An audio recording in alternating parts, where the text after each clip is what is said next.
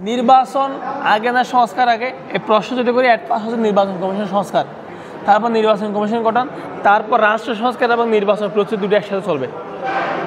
At pass নির্বাচন commission গঠন, দ্বিতীয় হচ্ছে রাষ্ট্র সংস্কার কমিশনের মাধ্যমে রাষ্ট্রের সংস্কার, তারপর নির্বাচনের প্রস্তুতি এবং রাষ্ট্র সংস্কার দুইটা একসাথে চলবে। এরপরে হচ্ছে নির্বাচন কোন পদ্ধতি চাই। বাংলাদেশের বর্তমানে যে বিদ্যমান পদ্ধতি এটা হচ্ছে সংখ্যাগরিষ্ঠ পদ্ধতি।